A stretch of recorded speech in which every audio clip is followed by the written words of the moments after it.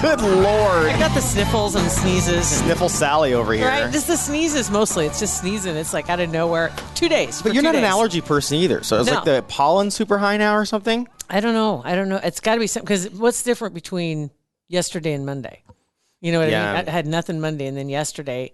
And the sneezes are the kind that, like you said, like you almost throw your back out. Yeah. And it comes out of nowhere. And you just sneeze. You're like, oh my God. And the cats hiss and run away and Jack does a backflip. Yeah, like, geez, what's wrong with her? What the hell was that? Yeah, like, I know, right? It scared me too. But it's so sad. Those big, deep, scary sneezes are so satisfying. Not if you know they're coming and coming and coming, but it's so satisfying. It feels so good. Is there anything, I mean, it's got to be one of the top biggest disappointments when you know you need to sneeze and you can't get it there? It is the equivalent to a 14-year-old dry hump. Well, maybe a 14. We'll say 22. Or 22 or 20 or whatever. It is. Yeah, it's like it's right there. And then you want to focus. It's like a dream you want to go back into. Yes. You like think real hard and then you like look at the light and you like everything and then it goes away. The light, the sunlight. I try to do anything I can do just to trigger it. So disappointing. And then it goes away and you're like, oh. Well, there could be a reason for that. And I think we talked about this last year on our podcast. I guarantee we did. That in our business development here, a lot of pretty landscaping. But on our corner specifically, there are some plants that we were told are landscaping plants, like beautiful plants. They're straight up weeds. And you park right by them. So it could be those things spitting their spores at you when you walk by. These things are freaking huge and they're not landscaping plants. You look around at everybody else's entryway. That particular plant weed is not anywhere else. And it's not like it's like uniform. Every building's uniform. So we would notice if other corners had this whatever. I straight up called them last year to have the landscape guy come down to look at it so we can, it's like, I'll pull them, but I don't have anywhere to put them. So, if I put them in, oh, no, let's take a look. Oh, no, those are plants. No. if you part them and they're like 4 feet tall, they're huge, and then they're so out of place. They look awful, and then you part them and you see these little plants down underneath there, trying to breathe. They're trying to get some sunlight. Open up, you hear yay! These little plants scream. It is, and they fall and they get so tall, and then they fall, and now they fall over the sidewalk. So you have to walk around them to go by. It's hilarious. I'm like, I'm not even. And last year we said we were going to pull them, and then we're like, we'll pull them next year, and now we're moving in 2 weeks. So it's like, well, whatever, screw it. Actually, I'm moving tomorrow. That's pretty awesome. Moving, trying to. You don't realize how much crap you accumulate in an office over 2 years. Oh my God. Yeah, I had bags and boxes. So pretty much every drawer went in a bag, and then all the bags go in the boxes. So I had everything separated, then I can just pull them out and put them together, and it keeps everything together so nothing can fall out. But it's a total. It's nice. It's just like moving houses because it's like not. 30% of the stuff that I have here is going to actually make it to our new office. Yeah. It'll be like clean, no garbage, no random. I found a salt shaker in my file. I found 3 umbrellas. Right. And I've never seen you use an umbrella. Like you jumping out of your truck and an umbrella for the 4-foot little jaunt. No, never seen you use an umbrella. I've used to say I found 3 umbrellas, and what else did I find? Oh, 2 rounds of ammunition. Yeah, thank you for those, by the way. I don't have that gun. It's a big gun. I don't know why we have those. We got turd in your pocket. I didn't have it. You did. I say they were Parkvilles. I don't know. I don't know where they came from. Does it say Parkville Media on the side of the bullet? I feel like they were like we brought them with us from the last place. I feel like we had them there too. Probably. And I don't know. They're like 30-06 bullets. Like they're not. they're missiles. They are. Yeah. I was like, and they were with the umbrellas. I'm like, what is weird. In this drawer? Talk about a junk drawer. Yeah. It's got everything in it. So anyway, got that stuff taken care of. Oh, and what else did I have? Oh, I have to bring this one up. A post on Facebook. Somebody that I know from my hometown actually, and she posted a little, one of those little cards, and then you put the text across it to make the post instead of just typing in a message. Right. And it just says, "Dear people who back into parking spots." Oh, yeah, that's why. you. Why do you need so much attention? And I have to say, first of all, I don't think you ever seek attention. No.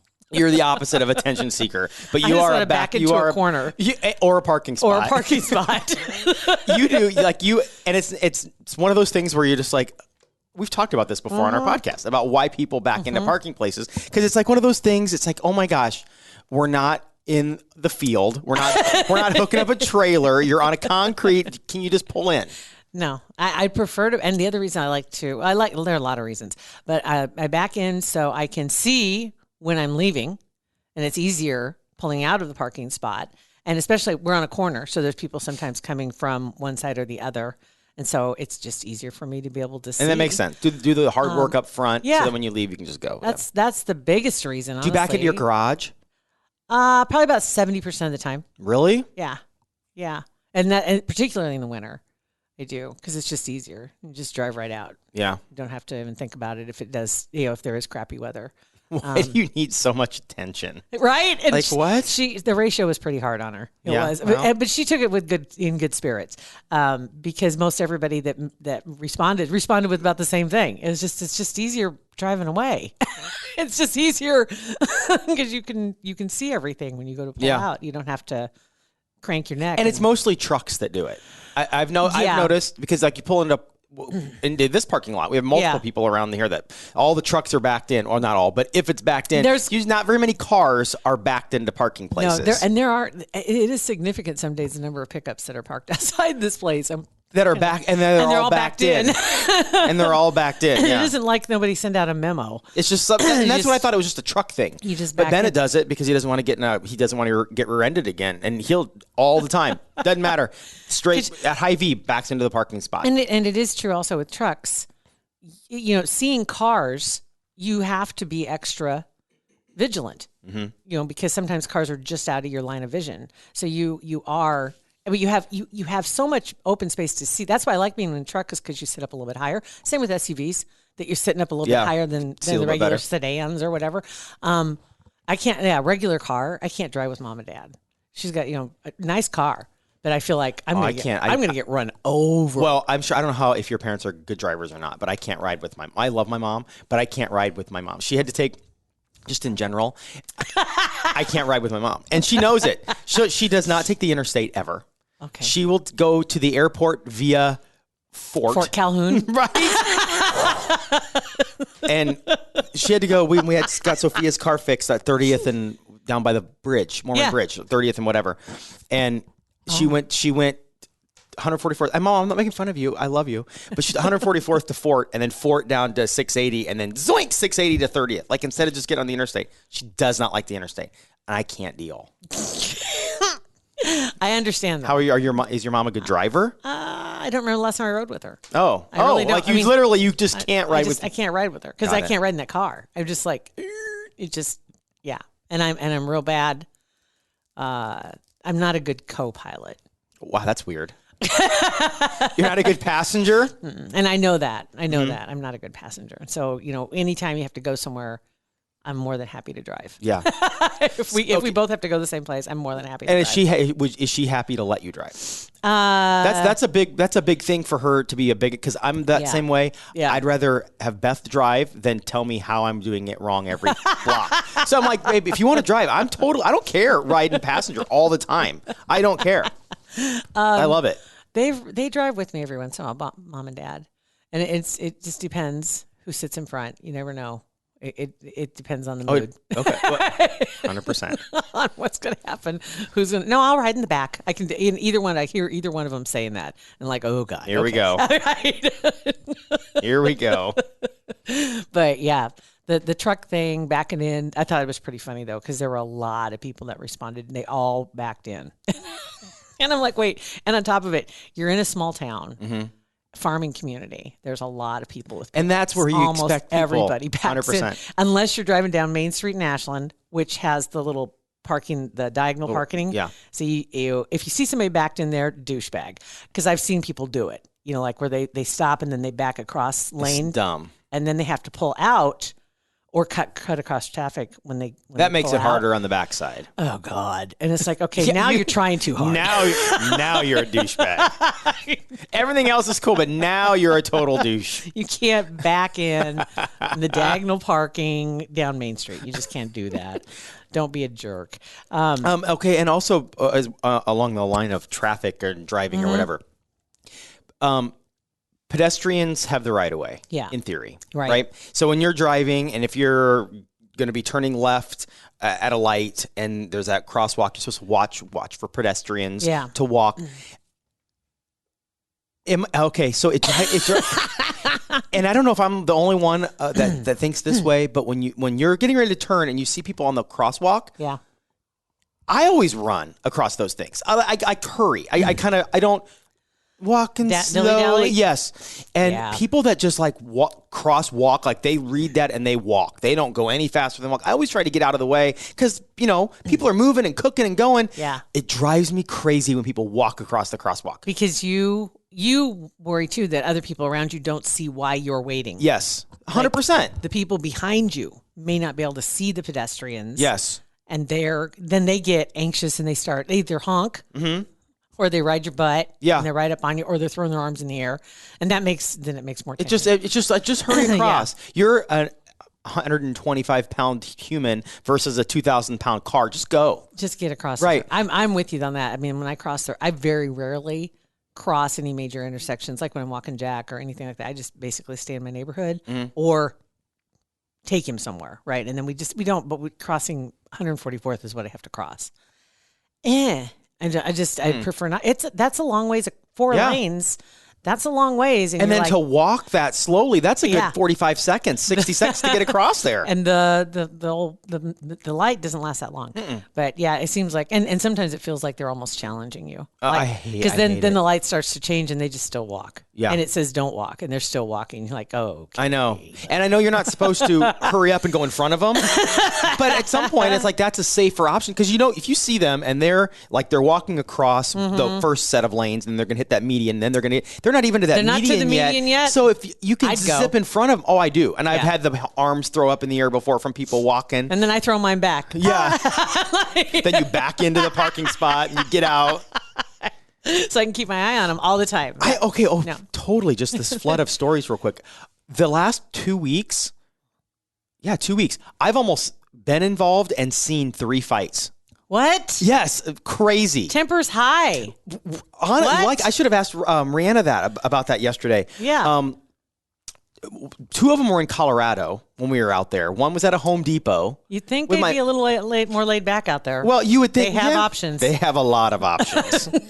And my father-in-law did say, he goes, maybe in retrospect, I need to talk nicer to people. Like he's very direct. He's a very nice person, just very direct, not emotional. It's like if you need something, you ask for something. Like it's not a lot of. I appreciate that. Right. Just get in, get done. Well, some guy we had a loud cart. So it made it sound like we were walking aggressively. We weren't. It was just loud. We were getting some posts. And so the guy was in front of us and we were pushing it. It just sounded like we were kind of going coming crazy. Up on him. Yeah. And I mean, we were 5 feet behind him, but he turned and looked at us and then we kept going. You're supposed to be 6. And then, no, they're fully open. We're fine. And then walked about another five more feet and he stopped again. He goes, well, you guys are in a hurry, so go ahead and go. And we just like, okay, thanks. Hey, thank you. Yeah. Walked on by and Paul said something to me completely unrelated. It was about something we walked by. And the guy goes, what'd you say? Behind us. What did you say? We still slow down. What'd you say? And we just kept walking. So then there was that one. And then also that same night, it was the All-Star game was in town in Denver. And so we went down to the downtown area and just kind of got on a bus. And these drunk guys, my father-in-law, just standing there minding his own business. And they started talking about somebody's penis, like penis size. I don't even know. I didn't hear it. Like I was standing next to him. I didn't hear it. Sophia did. And Beth heard it. But I didn't. I'm like, woohoo, didn't hear it. Surprise. Shocker. Shocker. Pat didn't pay attention. Sometimes it's a blessing. And like it was getting heated, I guess. He didn't even say a word, but they were like, it was one of those ones where they just twist themselves into a knot on their own. And he was like, we got off the bus and then filled us in. I don't know. Waiting to see it explode. But then, Sunday. So this is all in the last 2 weeks. And I haven't seen a fight, like actually fight. I've never been in a fight. And I haven't seen a fight in years. I'm going to say, I haven't even seen people have crossed words with each other in a long time. But Yeah. of course, pandemic. Get a little tense at the So- store sometimes. You haven't been around a lot of people, you know, and just now unmasking and unleashing them so they are a little freer with their conversation. Yes. But I haven't seen anybody get cross with anybody. It's weird. I know. I haven't either. There have been a couple times, like at the Aldi, where the guy was mad about the mask, like that kind of stuff. But nothing to where it was like it's going to throw What down. happened Sunday? This guy. So we're pulling out on like 138th ish, that cluster F of streets, 138th and Q and Millard Avenue, where Pete's, all that place. Yes. So we're pulling across there, and this guy comes out of like the Hobby Lobby parking lot and starts going up Q. He's on a bike. This guy done working because he's on a bike carrying a ladder, like an 8-foot ladder on a bike. He's got a bag of tools, like just got done with a job, right? Oh my God. A bicycle. A bicycle. Pedaling, and I'm the ladder. impressed. Me too. I'm like, this guy. It was a Sunday afternoon. This guy just got done with the job. He maybe stole it. I don't know. But the backstory that I thought of is that the guy just got done with the job and he's taken off, and he's going up the sidewalk, and this other person is on the sidewalk coming towards him, and the guy that was walking obviously said something. We couldn't hear. We were on the other side of the street. We're just watching this I guy. said, you're not supposed to be on the sidewalk. Something. It was a kid. It was like an 18, 19-year-old kid, and the guy that was pedaling was like in his mid-20s. Right. So the guy got about 10 yards past him and just slammed on his brakes on his bike, threw the ladder down, threw his bike down, and started running back toward this kid. Oh my gosh. And the kid turned around and just stared at him, and then just like turned around and started walking. Didn't run, started walking. The guy eventually slowed down, was screaming, couldn't really understand what he was saying. Screaming and yelling. Now I'm like, I know it's what going down, it's going down. And yeah, and I thought for sure it was going to go down, but it never did. The guy that said whatever just kept walking. I wonder The what guy he with the ladder just got back on his bike, and Unless they knew each other, I don't know. possibly. I don't know.